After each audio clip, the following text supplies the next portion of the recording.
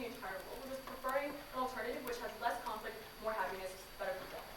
So, humans naturally have a concept of morality, and they're universal bads, things like murder, so that's why they don't fall within the debate, because murder is often motivated by things like you want something, not because you think it's a moral thing to do. So we have no problem with believing that your morality is universal, so you often push that conception upon others. That will be the running theme on Gov Bench. Our goal is to create less conflict and have more happiness for all individuals. So, getting into the constructive. First of all, preventing ideological conflict. We say that religious and cultural clashes often stem from having conflicting views of what is good. This looks like things like the Cold War in terms of what political systems you think is better, dictatorship, democracy, communism, etc. This also looks like things like crusades in terms of religion. So we say that when everybody respects each other's morality because you don't believe your own conception is the utmost good, that means that you just leave each other alone, right? It doesn't look like changing your morality, it just looks like all living in a sense of harmony to say that you are entitled to your own way of living and so am I. We don't need to have that conflict or push our morality upon each other. Then, going on to the second constructive about having the principled expression and advancements of society. We said that there have been a lot of historical changes based on morality that make our society what it is today. So this looks like things like letting women fulfill their dreams, getting an education, and living their own lives, not giving them a reason to stay home, etc. We say that we need to uphold this channel of change in order to improve our society from where it stands today. We don't want to shut out people who are radical now, who are going to be our heroes later on. We think this only exists on government because the universal morality means that you have a license to judge and discriminate other people because you think there is an objective standard upon which people can be judged, which people can be deemed as good or bad. Therefore, when it doesn't have the objective morality that is universal, you are able to get this change, this better expression inside government. But third, going on to the most important constructive about individuals, their ability to fulfill oneself because you have less discrimination.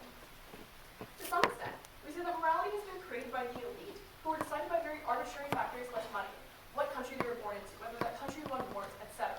We say that these morality and this universalness does not come from every group on the world, and there are certain people who have been excluded.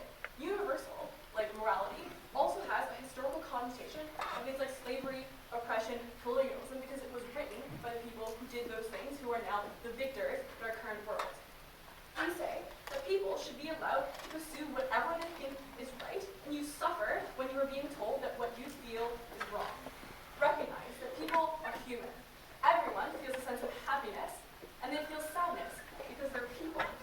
So, if we reject the morality, that means we're invalidating them as human beings. Because recognize, when you tell somebody that morality is not right, that means you reject them from your entire species, because morality is something that is universal across all of us.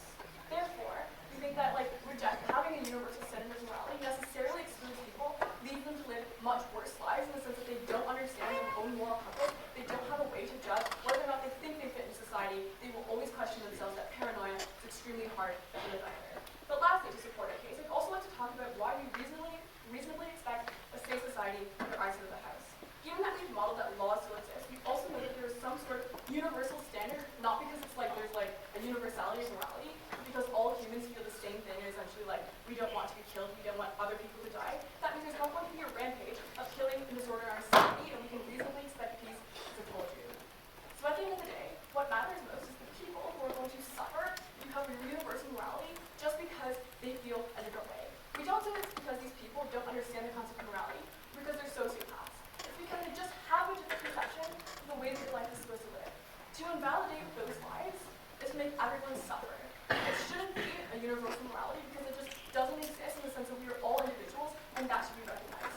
So to the point that opening up does prove to you that the human natural conception of morality creates a more peaceful society because less conflict, we don't push ourselves into other people, everybody lives a different life, a better life. We are happy to live.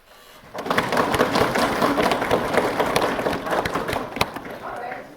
And thank you for your speech and call upon the leader opposition to deliver their protest.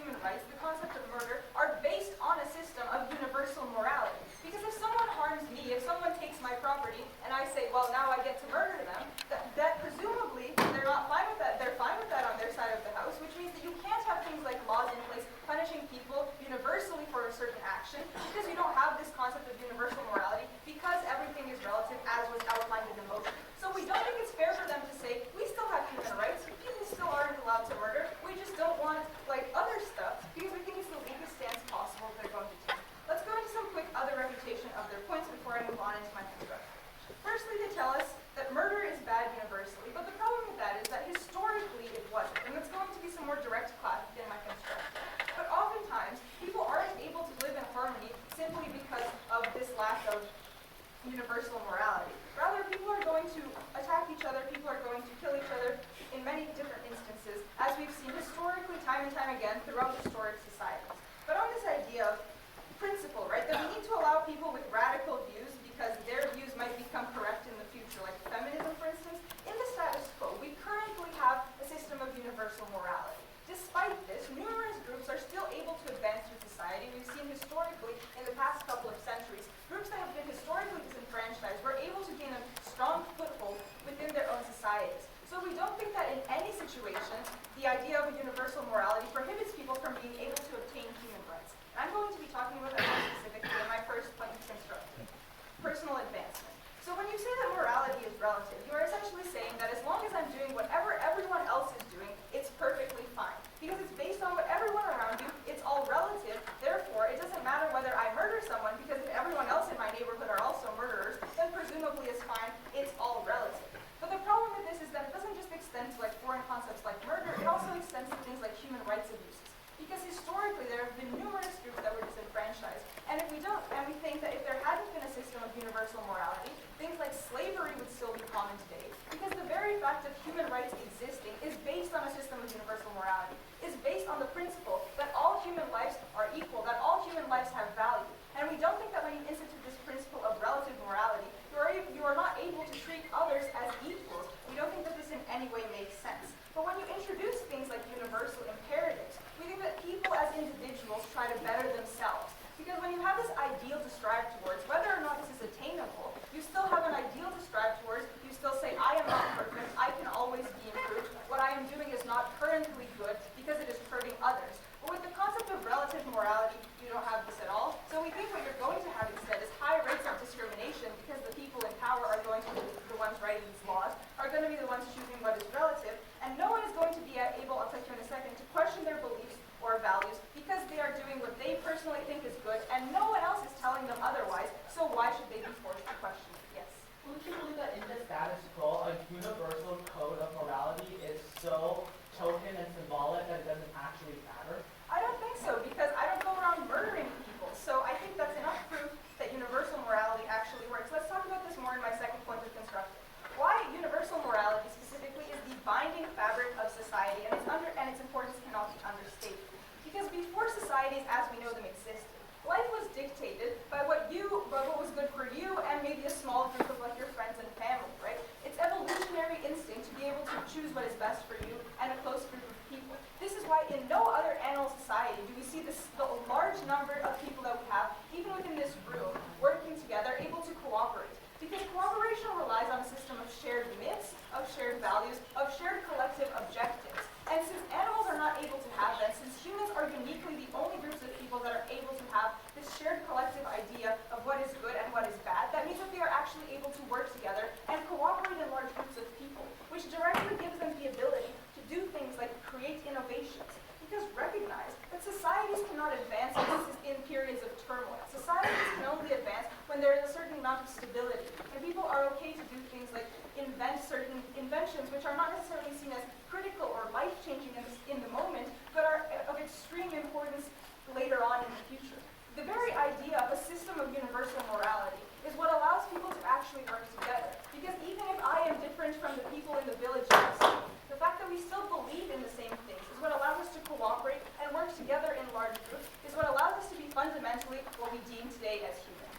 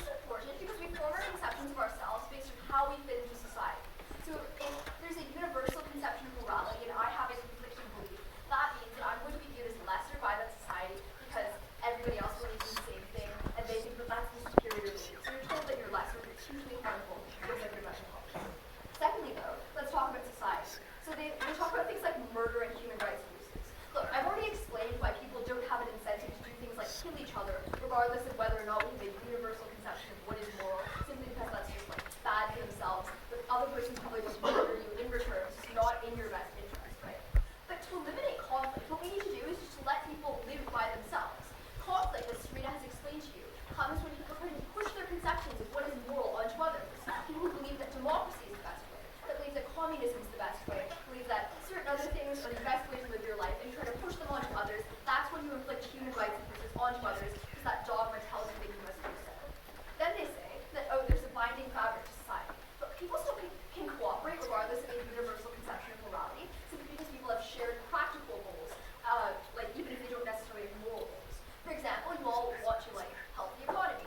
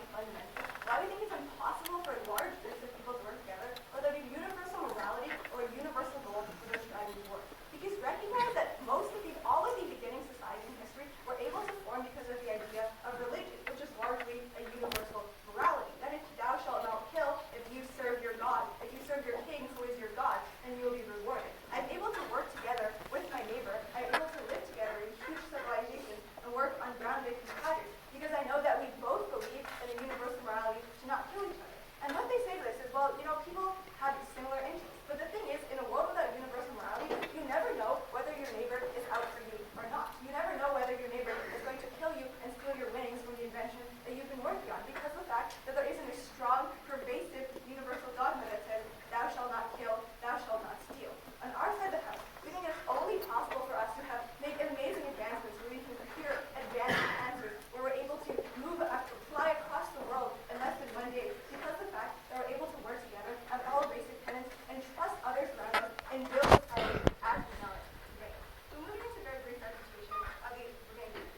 First thing I tell you is this prevents conflict because when you see other people, no thank you, have different moralities and you simply leave them alone and don't discriminate with them. We don't think that this is eliminating conflict. We think this is being a bystander.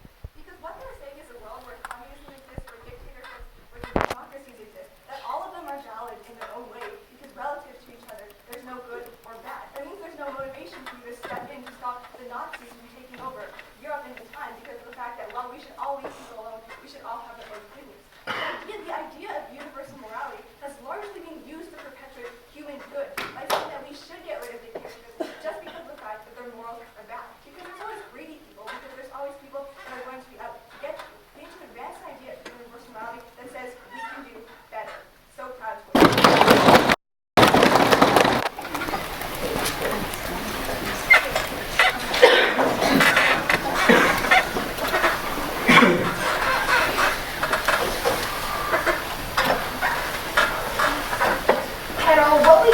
opposition is that they want a world where people are united. They want a world where people will agree on one idea of what is right and what is wrong. But what we have to know is that in no world ever will segregation not exist. I think that is extremely important to know here. Because divides between people will exist on both sides of the house. But what changes on our side is that the reasons why people side with one group of people is based off of actual justifications and based off of actual knowledge instead of stereotypes and automatic assumptions just because people say that is what you should believe in. That is our justification, that is our differentiation with Brent Half. We're going to prove you exactly why you're going to get better decision making on our side of the house and more justified reasoning as to why people do things, ultimately leading to a better society. And then you have a refutation of everything you've heard from OO so far. So firstly, our extension. Why is it that we lead to better decision making on our side of the house, which leads to a better society? So let's characterize what the world looks like in opposition. They give you a world that's black and white. They say lying is bad, that is something that you should not do, helping people is good, that is why you should be encouraged to do it. We think that's extremely unrealistic because you cannot just simply frame a world as something that is black and white. There cannot only be two decisions for you to make and one is the wrong decision. We think that that's what you get in opposition. They characterize it falsely when they simply tell you that without this sort of binding between right and wrong, you're not going to get any sort of progress within society. You're not going to get unity in any sense. We think that is extremely false. So we think that the problem is that you don't get any sort of justification based off of your own individual thinking. You don't automatically think that, oh, I have to process why is it that somebody does something before I choose whether or not you're doing something that is right or something that is wrong. That's something you don't get in opposition to. So what you get in our world is you get more logical and accepting decisions based off of justification. It doesn't matter if they think something is bad or something is good because that will happen on both sides. But on our side, you get a better reasoning as to why they do that in the first place. So our mechanism behind this is that we think that on our side of the house, there will be no automatic assumptions in existing what is right and what is wrong. People won't automatically see an action and say, oh, that is a good thing, that's why I should do it as well. That's something that you do not get. So we give you an example here. Usually it is known that lying is a bad thing, and you should not say a false truth. You should not say something that is not true to somebody because that is viewed as being dishonest. But we accept it in scenarios where somebody is trying to kidnap you. We accept it in scenarios where the decision that you make to lie to somebody is going to benefit you. That is something you only get on government side here. Because people aren't just saying, oh, I can't lie to you because that's what society says. What's going to happen here is that people are going to decide whether or not it's correct for you to lie or whether it's not based off of the individual situation here. The largest flaw that you get on opposition here is that every single person is different. Every scenario that you will ever see in society is different. You cannot simply base it off of an automatic assumption that something is justified and something that is not. So we think that the reason exactly why lying exists and lying is acceptable in certain scenarios, that is why you should side with it. Relative morality means that things are good or bad depending on how the people around you act. This doesn't mean that there's going to be inherently logic in all your decisions. Why does it leave that on your side of the house? So the reason because of that is because when people all think differently, there's no automatic thing that you go to. Even if people around you act a different way, that will still give you an idea that you should think before you act. On their side of the house, you don't get that at all. You get two choices, right? Yes or no. So that is something that is a world that we do not want to live in this case. We say that lying is perfectly fine when it's going to come into harm if you're telling the truth. That's something we don't get in opposition. So we think the impacts of this is that you're going to get more sympathetic, more accepting people because when they see an action that is usually assumed as a bad thing, they will automatically go to the justifications for why they do something. Because sometimes, when you hit somebody, that is viewed as something that is bad. But if you're hitting something because of self-defense, people say that is perfectly fine. You get more of that on our side of the house because people actually understand why to do these things, making it more acceptable, more sympathetic, less conflict, and we think that is the good thing at the end of the day. Cool. Going into reputation, what do you hear from the opposition here? The main idea is that this is a binding fabric of society when you have universal morality. We think that is completely false. Firstly, we don't think that you need a binding factor in society at all. And yet, even when everybody disagrees with something, there will always be another person that agrees with you under a circumstance. We think that people will group together. That is the human nature. That is why racism was a thing in the past, because somebody decided, oh, those people are worthless to me, and there are other people who think the same thing as well. We think that that's what you get, and we don't necessarily need something that is right or something that is wrong for people to decide for that. We think that you don't need a unit to be binding together for society as to a function, but we think that under the circumstances where you want people to be binded, we want them to be binded into a group based off of their own reasoning, based off of logic, and based off of decision and justification. So at the end of the day, we differentiate from Drumcraft because we actually give you the mechanism as for why it's important for people to make their own decisions. We think it leads to a better society, it leads to better decision making. So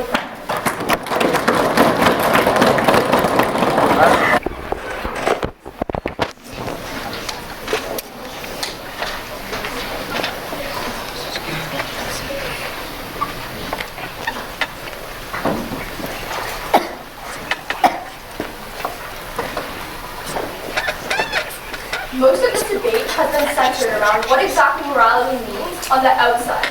What does that mean for your relationships with other people? What does it mean for society as a whole?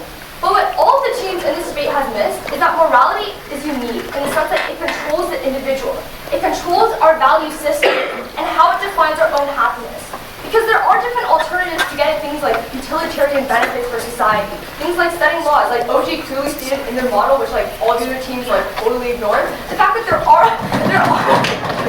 these alternatives that we can go to if we want our society to continue to function. Whether it is you don't want to die, you want to be killed, or if you want some more money that you can get out of somebody else's pockets, all these things are viable alternatives. But having morality is the only way to control the value systems of individuals, and it's the only way that you can feel fulfilled. So that's a perspective that Sue is going to take in this debate. So in this speech, I'm going to go into our extension, talking about personal fulfillment, and then I'm going to get into some reputation what we heard from government. So first of all, personal fulfillment. Ultimately, morality is likely going to be defined as an individual to what exactly is the most convenient.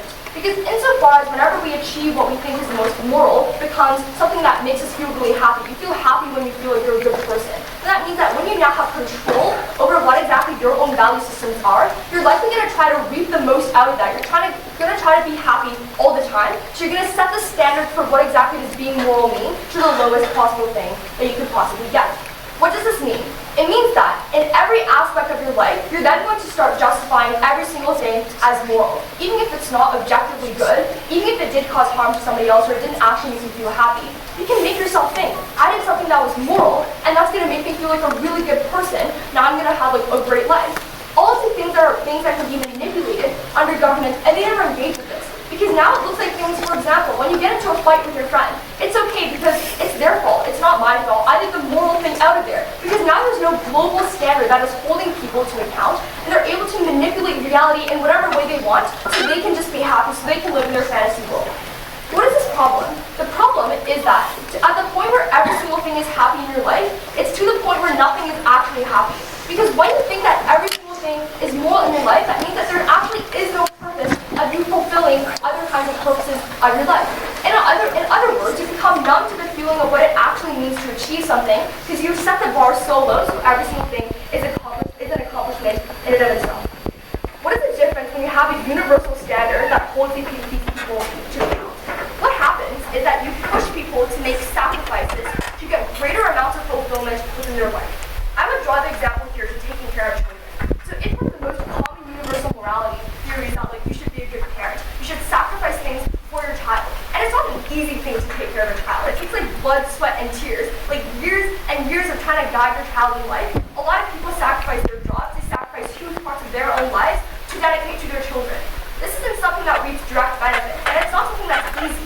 But what forces or what pushes people to continue to be a good parent is the fact that society tells you that this is what you should do. And ultimately, once you look back at the child that you raised, once you look back at everything you accomplished, you feel that you've almost conquered the world because you've conquered what the world has told you that you should do, and you've had such a great reward in your life. On their side, the moment your baby starts crying, the moment your child starts to get into a fight with you, that's when these people are likely going to try to take the easy way out and say that I don't have an obligation to do this. It would be the moral thing to just step back from my child, and this is likely going to make people lose these long-term benefits, lose these actual, deeply fulfilling things within their own life. But ultimately, I just want to be clear that ultimately, like, the universal standard isn't necessarily unachievable for every single person. Because I think the government did a weird characterization of this fact that like all of like these universal standards that we have is just like really high or really specific. Because ultimately morality exists on a spectrum. It means that people are able to interpret these moral values that they can apply to their own life. So it's not that on our side there's absolutely no freedom within your life so that you can interpret it and apply it to your own life. So for example, the morality of you should always help other people. It's not like the universal morality says that you should always try to like help people like in this specific circumstance. It doesn't say something like, for example, you should just give money to a person. That's the only way to help a person. But it just says that the guiding factor and the baseline is that you should try to help people. And that is something that is up to other individuals to interpret. So you still do have that freedom on object. Reputation. Government's case, OG's case, is that you have discriminatory morality and it's unfair for a lot of people. But here's the thing. Morality is not the cause for discrimination. It's not the reason why these people are oppressed. The reason why is because there's inherently selfish people who banded together, like for example in slavery. It's not because they just thought these people were just worthless. It was something that they perpetuated to fulfill their first objective of I want to get money, I want to get power. So they don't fundamentally get rid of these power imbalances. Morality might be a perpetuating factor, but those imbalances still exist. Ultimately, this debate is about self-fulfillment. Government takes that away from individuals on those grounds and others.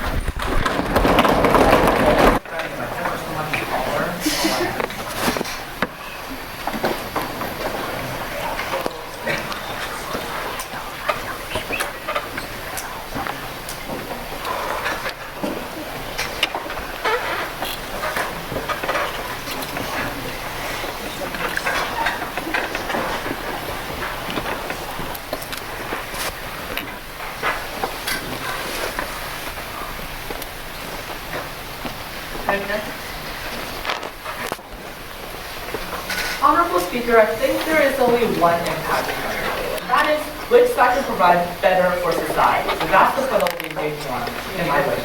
So first we'll do some reputational issues from the member of opposition, and then we'll go into some reconstruction of what my partner Jasmine has said, and then we'll go into reputation of both. So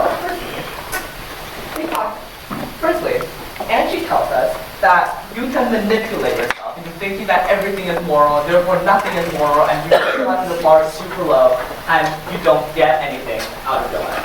Firstly, we would like to say that the example she gave of parenthood is fundamentally unjustified because there are more than one way to success. You define for yourself what success is, and being coerced by society to think that being a parent or being successful and making a lot of money is the only way to be successful is not true. There are multiple things to do, and that's not going to happen.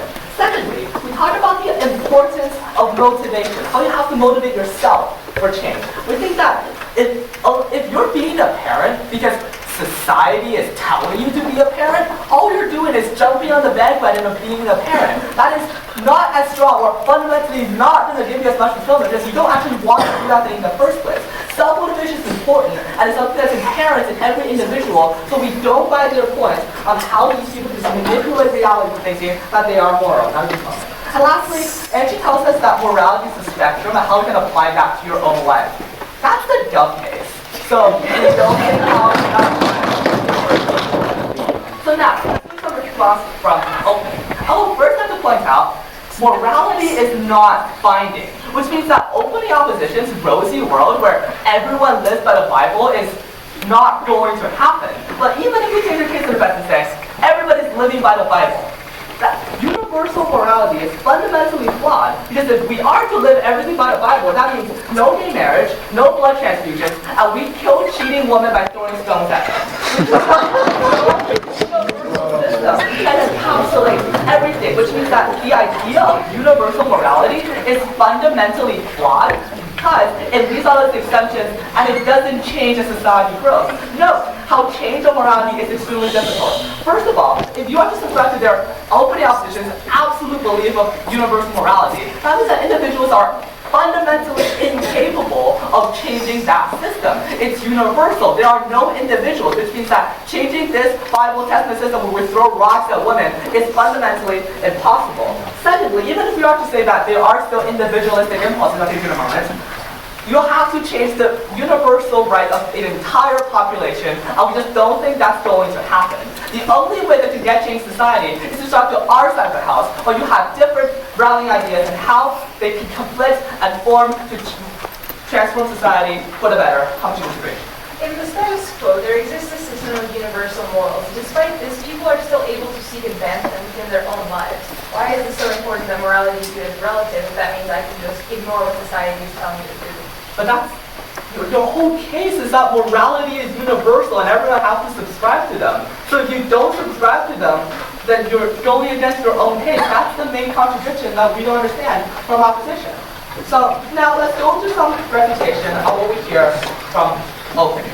Let's go to some refutation of what we hear from opening. Say you want to go into this idea that everyone will live happily ever after, and slavery wouldn't exist, and none of these things would exist. I would like to point out that the reason why morality happens in the way that it is because of other benefits. Morality is never the main contributing factor in someone's decision making. It's always the idea of what can I get out of this and what profits I can make. Which means that the idea that a universal morality will magically make everything awesome is not true. What we can actually reasonably hope on to combat the inherent selfishness of an individual is their own interpretation of what morality is. It has to be introspective because that's the only thing strong enough to go against our inherent greed and need.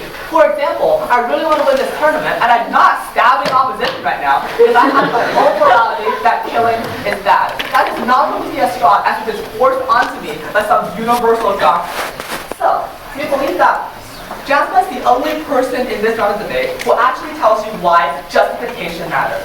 Note how on their side of the house, when something as murder is absolute, that means that if a slave kills his master, that slave will be sentenced to death because he technically committed murder. We note how important justification and individuality is important in our society because that means that there's more understanding, more reasons, and more fair system. On those grounds, I'm so proud to propose.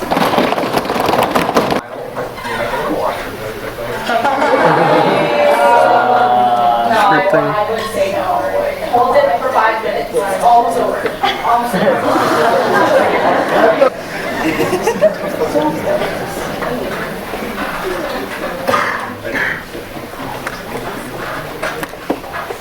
This debate has been messy, with other teams trying to challenge other people and telling which teams, oh, this is what relative means, or this is what change looks like, this is what your world looks like. Our extension, luckily, both doesn't have to deal with that because we function under any of these teams' framework, and second is spicy. So I'm going to talk about OG and my critiques of OG. Secondly, I'm going to be dealing with CG. Then I'm going to be dealing with why we beat out our opening. And lastly, I'm going to be doing some emotional stuff.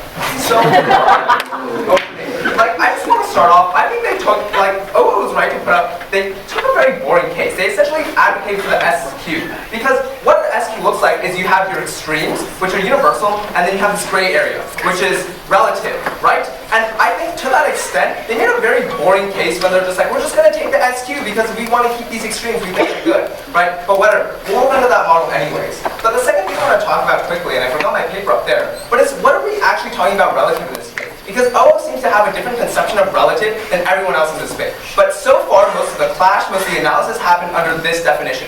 Relative means whatever the fuck you want it to be. Framework that we're functioning under. And even when OO states differently, most of their analysis still functioned under that. We're going to be operating under this definition of relative.